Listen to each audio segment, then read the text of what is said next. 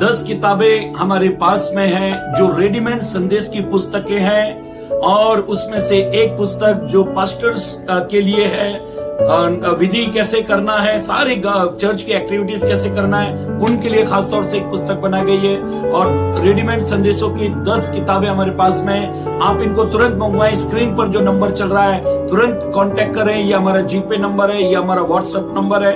आप तुरंत कांटेक्ट करें। 1000 रुपए में 10 किताबें आपको मिलेंगी, और ये किताबें आपके लिए बड़ी बरकत, आशीष का कारण होगी। Praise the Lord.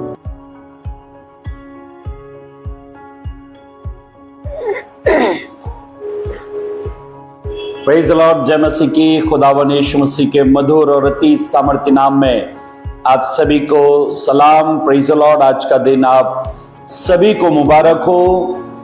और ये समय हम पवित्र ग्रंथ बाइबल से एक पद को पढ़ने जा रहे हैं जो हमें मिलेगा पहला कुरिन्थियों अध्याय 10, फर्स्ट कुरिन्थियंस चैप्टर 10 वर्स 12।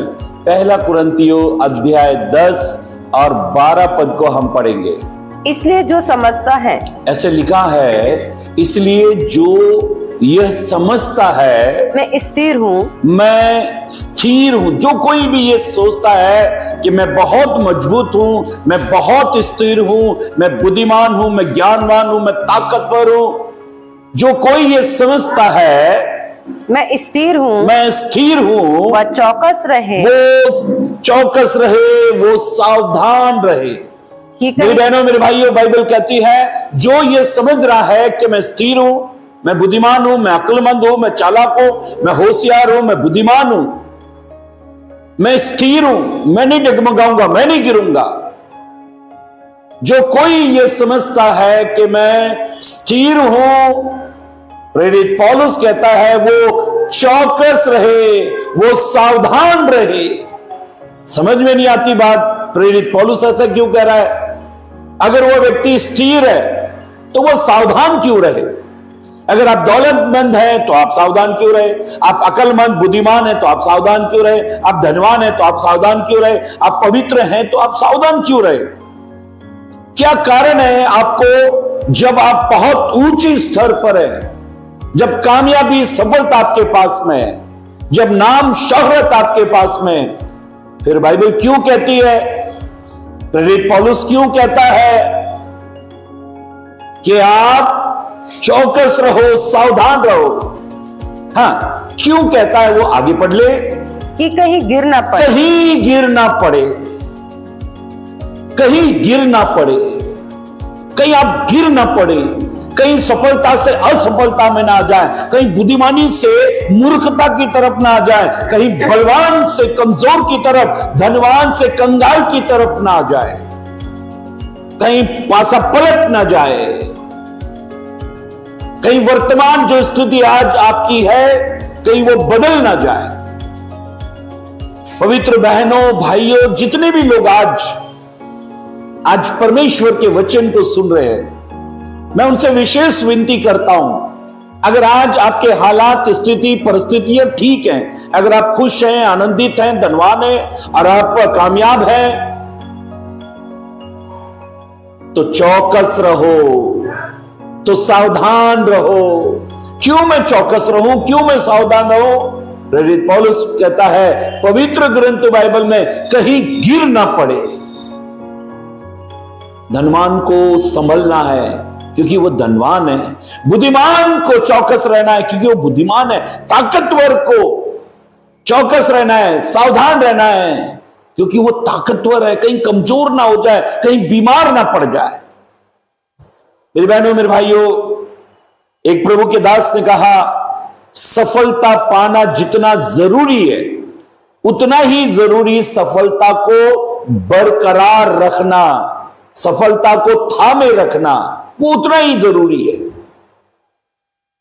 पवित्र लोगों, आज जो भी कुछ आपके पास में है, जो धरोहर आपके पास में है, जो कामयाबी आपके पास में है, जो कुछ भी प्रभु ने आपको दिया उसको संभालना चाहिए।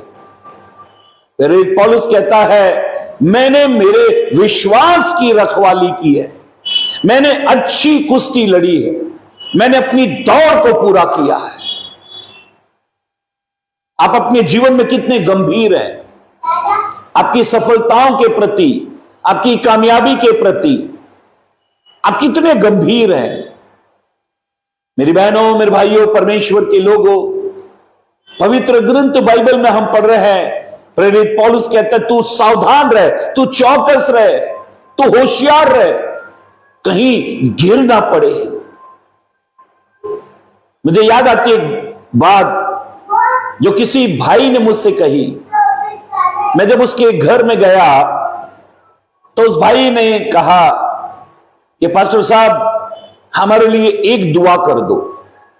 अच्छा खासा घर है, बिजनेस है, खाता पीते घर के लोग हैं, सब कुछ उनके पास है। उन्होंने कहा एक डर अक्सर सताता है, आप हमारे लिए एक दुआ कर दो। मैंने पूछा क्या दुआ करूं, क्या विषय है? जानते हो उन्होंने क्या कहा? उन्होंने कहा कि हमारे पास में प्रभु का दिया हुआ सब कुछ है, बस एक ही प्रार्थना हम चाहते हैं आप हमारे लिए करो। मैं क्या प्रार्थना करूं?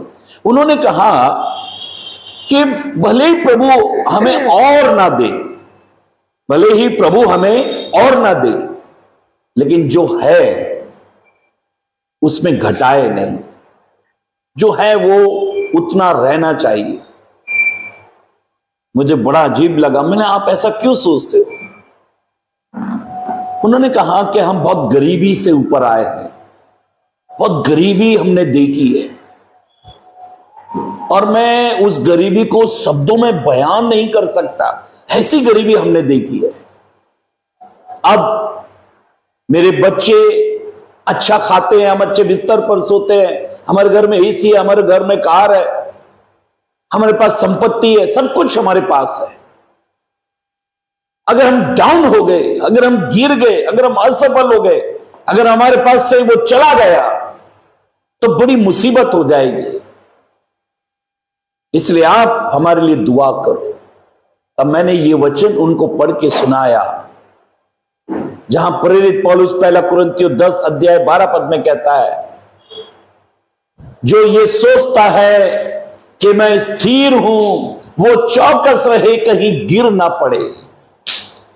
मेरी बहनों, मेरे भाइयों, पवित्र लोगों, बाइबल में बड़े बड़े धुरंधर लोग, बड़े बड़े अभिषिक्त लोग, बड़े बड़े कामयाब लोग, शान शौहरत, रुपया, पैसा, धन, संपत्ति, ताकत, बल, सब कुछ उनके पास होते हुए भी जब एक गलती उन्होंने की तो वो धड़ाम से गिर पड़े। जानते हो, जब सब कुछ आपके पास हो तब आप चौकन्ने रहना, तब आप सावधान रहना, कहीं गिर ना पड़े, कहीं बर्बाद ना हो जाए। बाइबल में कई लोग ऐसे बर्बाद हुए।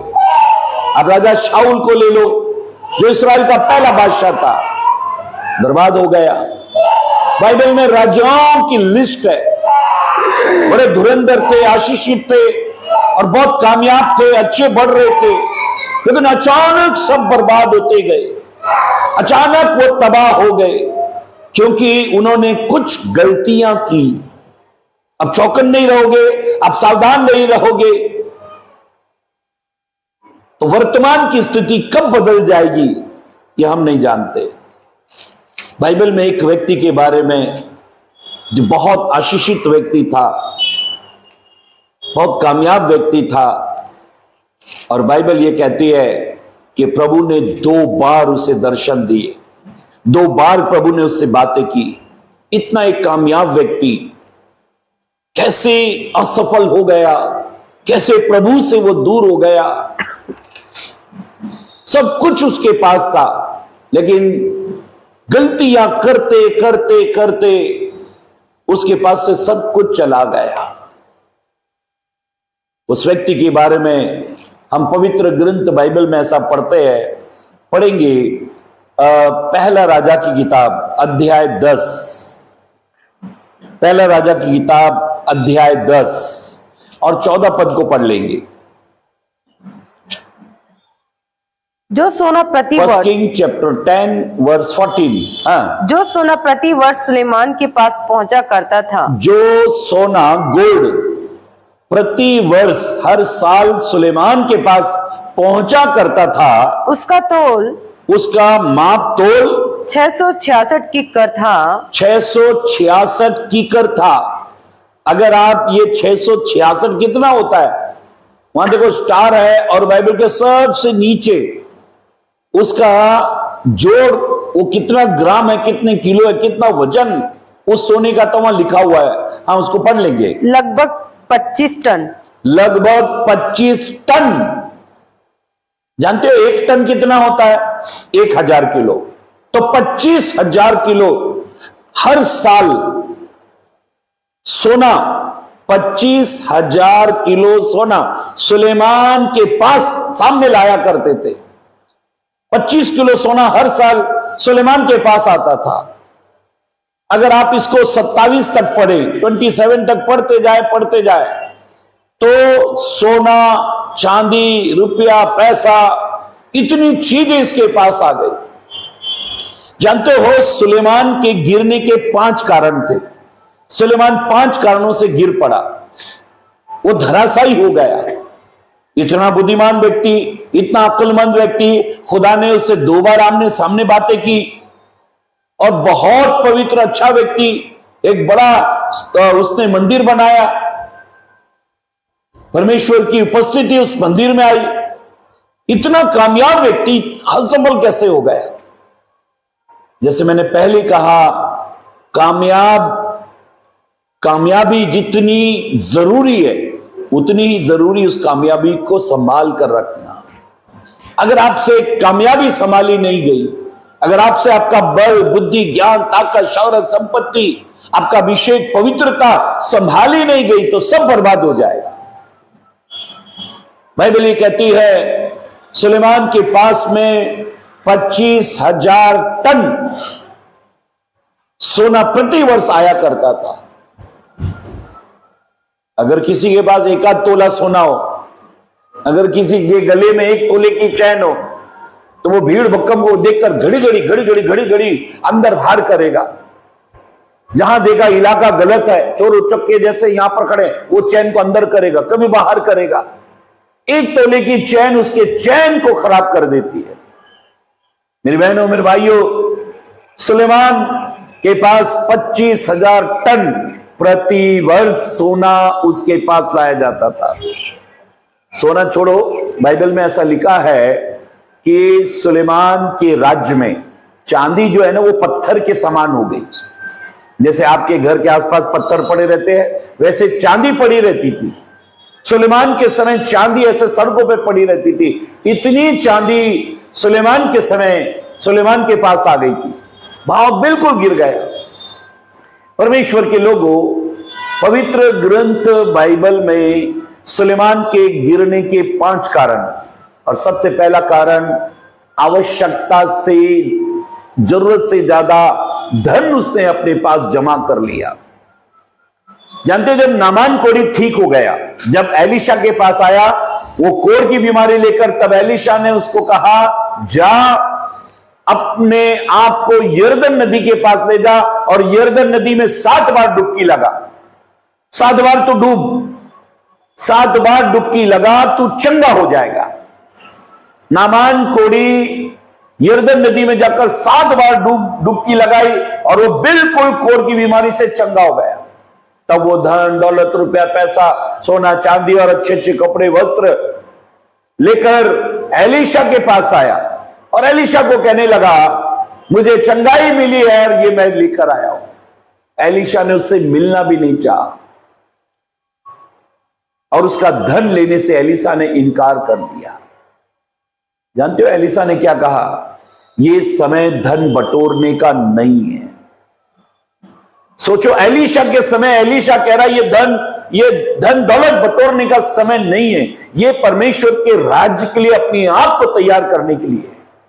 तो सोचो, नए नियम के लोगों को कितनी तैयारी करनी चाहिए, जबकि परमेश्वर का आगमन निकट है। पवित्र ग्रंथ बाइबल में ऐसा लिखा है, अगर आप 1 कुरिन्थियों 7 अध्याय और आखिरी पद पढ़ें, 7 अध्याय 1 कुरिन्थियों 7 अध्याय आखिरी पद,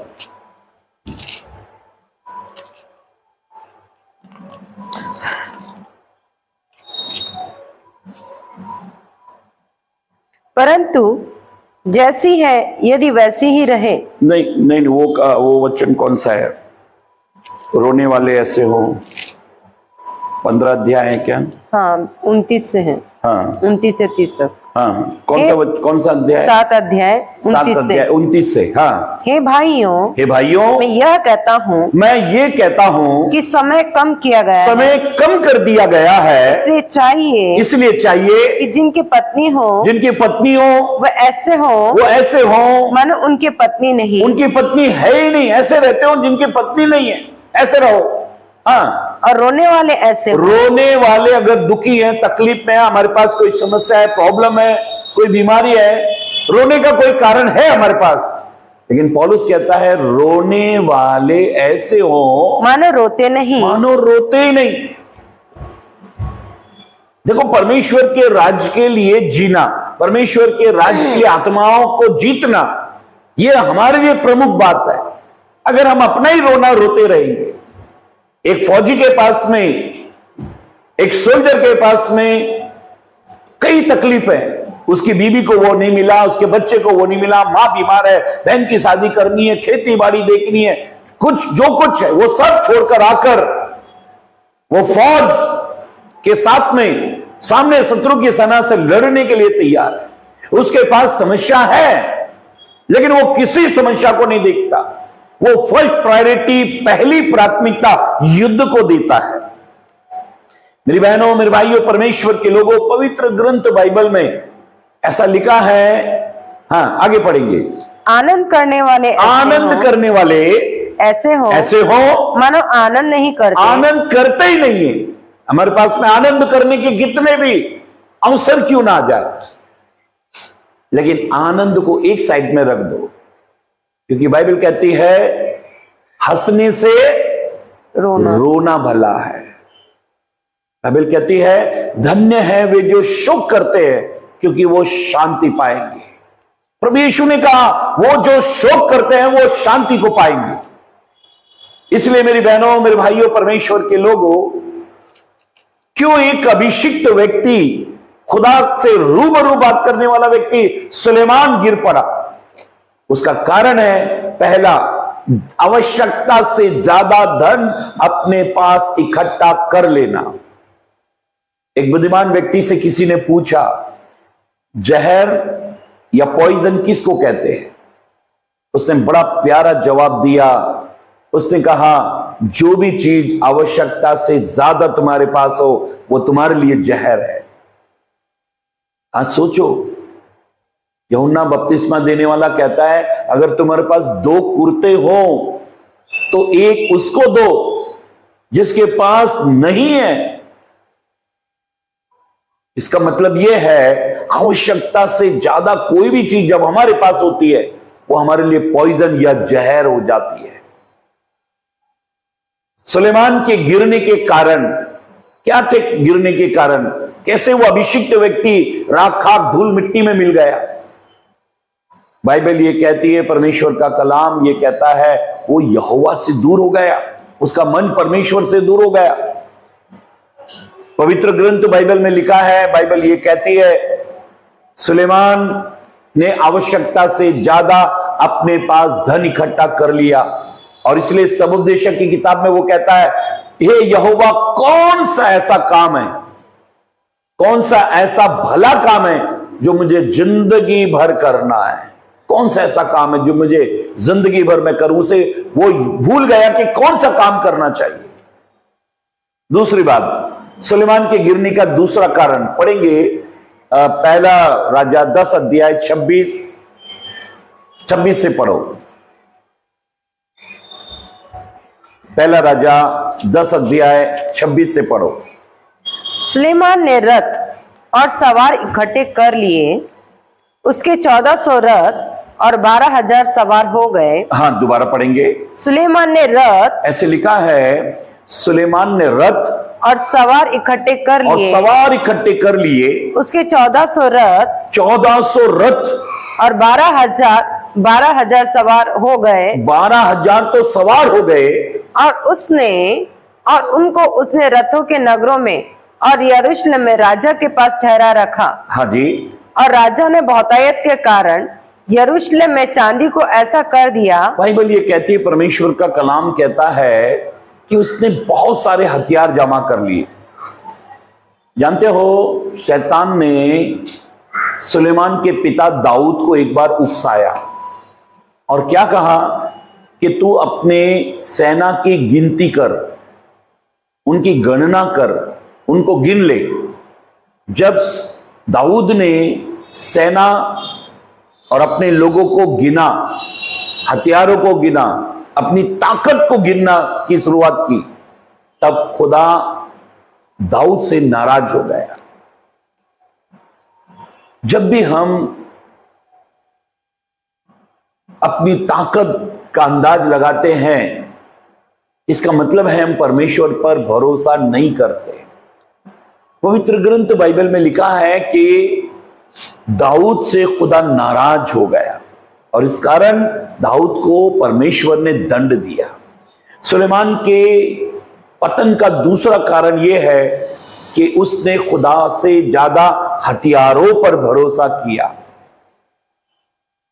बाइबल कहती है, युद्ध के दिन के लिए घोड़ा तो तैयार होता है, लेकिन जय यहोवा की ओर से मिलती है। अगर आप एक विश्वासी हैं, अगर आप परमेश्वर में विश्वास करते हैं, तो आपके पास संसार नहीं, संसार का बनाने वाला होना चाहिए। दाऊद जब पहला युद्ध लड़ने के लिए गोलियत के सामने खड़ा था, उसे युद्ध का कोई अनुभव नहीं है और लंबा चौड़ा हट्टा कट्टा बचपन से जो योद्धा है, जो कई युद्ध जीत चुका है, वो गोलियत दाऊद के सामने खड़ा है और युद्ध के लिए ललकार रहा है। तब दाऊद जो बालक है, बच्चा है, वो गोलियत को कहता है, संग्राम मेरा नहीं है, संग्राम परमेश्वर का है, युद्ध परमेश्वर का है, युद्ध लड़ने वाला परमेश्वर है। और उसने एक पत्थर मारा और गत का गोलियत 40 दिन से जो इस्राएलियों को लड़ने के लिए आह्वान कर रहा था, वो जमीन पर धूल चाट रहा था। जानते हो, जब लाल समुद्र इस्राएलियों के सामने आ गया, पीछे फिरौन की सेना है, इस्राएली लोग घबरा गए, तब मूसा खड़ा होकर कहता है, तुम चुप रहो, खामोश रहो, आज तुम्हारी ओर से परमेश्वर यहोवा लड़ेगा। परमेश्वर के लोगों, यीशु ने कहा, देखो जगत के अंत तक मैं तुम्हारे साथ में हूं। जब चेले देख रहे थे कि आंधी तूफान लहरें नाव से टकरा रही है, वो घबरा रहे थे, तो बाइबल ये कहती है, उन्होंने यीशु को अपना समर्पण कर दिया और यीशु ने उस आंधी को डांटा और पानी को कहा, शांत रहे, आपको हथियारों की जरूरत नहीं है। मेरे बहनों, मेरे भाइयों, परमेश्वर के लोगों, इस पृथ्वी पर हथियार आपकी सुरक्षा नहीं कर सकते। जेट प्लस सुरक्षा हमारे देश के प्रधानमंत्री श्रीमती इंदिरा गांधी को दी गई थी, लेकिन हथियारों के साथ सुरक्षा देने वाले गार्ड ने ही इंदिरा गांधी को मार दिया। अगर आप इतिहास में जाएं, अगर आप अमेरिका, जो वर्ल्ड की सबसे बड़ी ताकत है, उसके जितने भी प्रेसिडेंट मरे, उन सबको आतंकवादियों ने मार डाला। लगभग आतंकवादियों ने, लगभग जितने प्रधानमंत्री बने, उनको आतंकवादियों ने मार दिया। इतनी अच्छी सुरक्षा के बीच में भी आतंकवादियों ने अमेरिका के प्रेसिडेंटों को मार डाला। इसका मतलब है हथियार आपकी सुरक्षा नहीं कर सकते। सुलेमान ने हद से ज्यादा हथियार जमा कर लिए, घुड़सवार, रथ और उनके सवारों को उसने जमा कर दिया। जब भी दुनिया में आप अपनी ताकत बढ़ाते हो, तो इसका मतलब यह है कि आप अपनी आप की सुरक्षा स्वयं करना चाहते हो। आपका भरोसा, यकीन, विश्वास परमेश्वर से हट जाता है। वो बलहीन को बल देने वाला परमेश्वर है। जब उसने चुना, जब उसने मुझे और आपको चुना, तो पहला कुरिन्थियों पहला अध्याय और 26 पद में लिखा है कि उसने जगत के मूर्खों को चुना ताकि ज्ञानवानों को लज्जित करे। उसने जगत के कमजोर निर्बलों को चुना ताकि बलवानों को लज्जित कर दे। मेरी बहनों, मेरे भाइयों, परमेश्वर के लोगों, पवित्र ग्रंथ बाइबल में लिखा है सुलेमान ने दूसरा वो काम किया जिससे खुदा नाराज हुआ, और वो था उसने सबसे ज्यादा हथियार जमा कर लिए, और उसके पतन का ये दूसरा कारण था। तीसरा कारण बाइबल में ऐसा लिखा है, पढ़ लेंगे इसका पहला राजा 11 अध्याय 1 से पढ़े।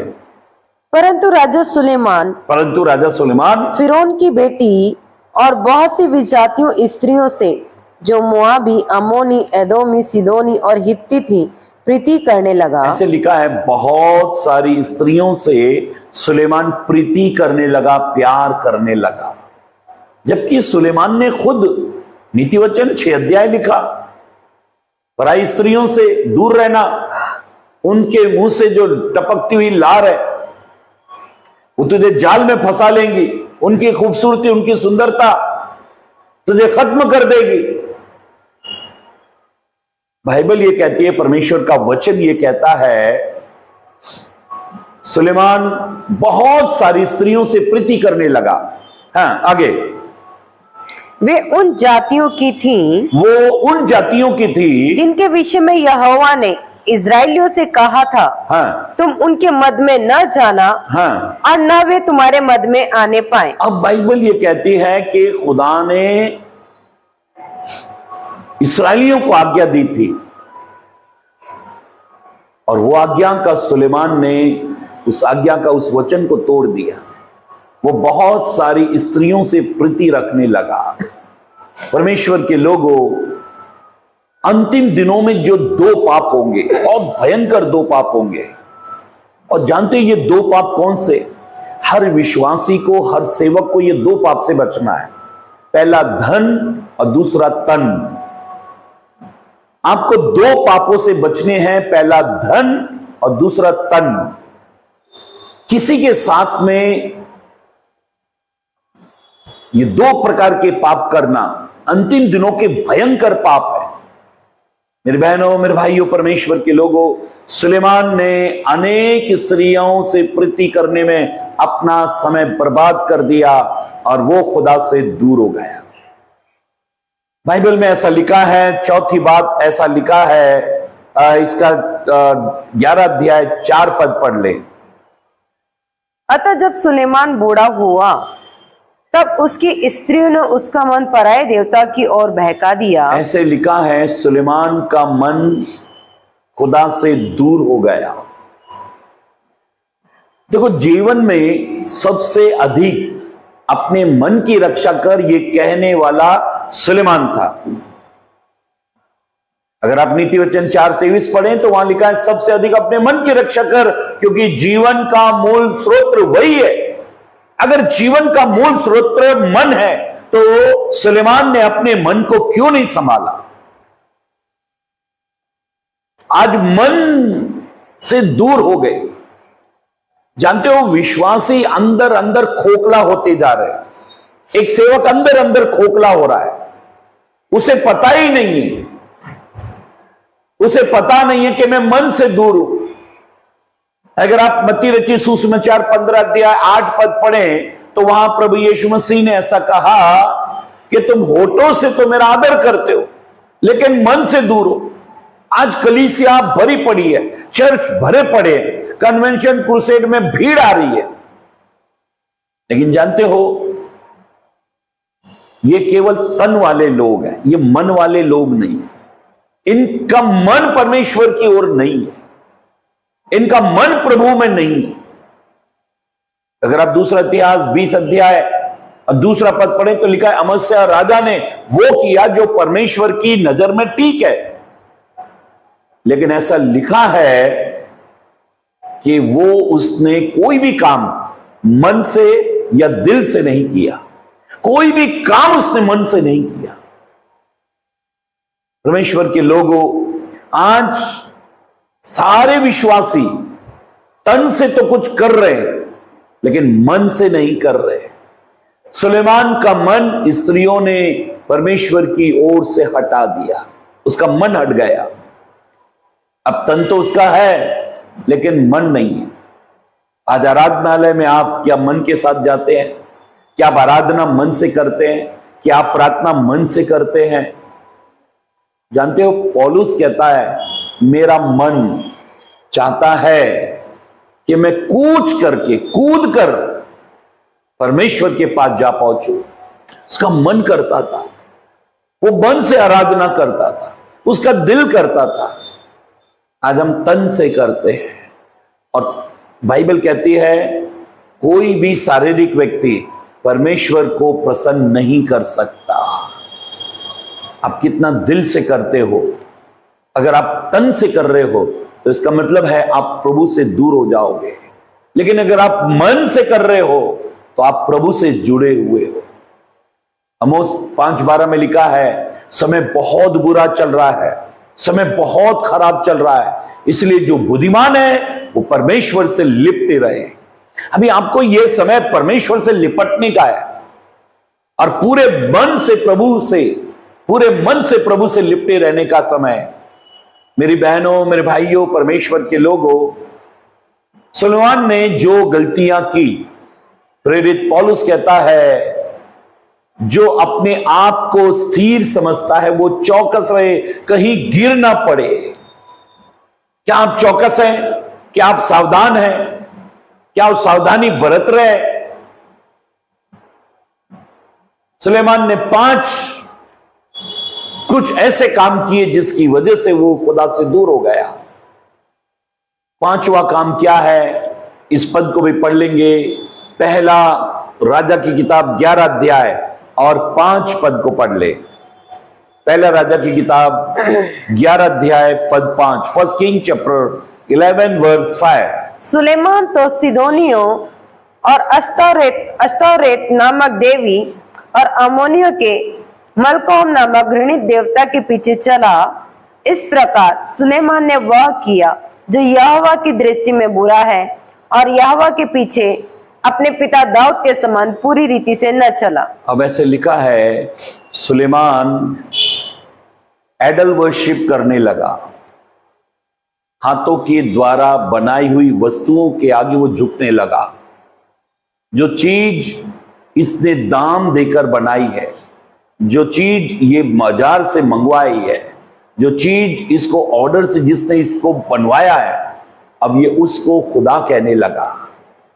और सुलेमान के पतन के 5 कारण हैं।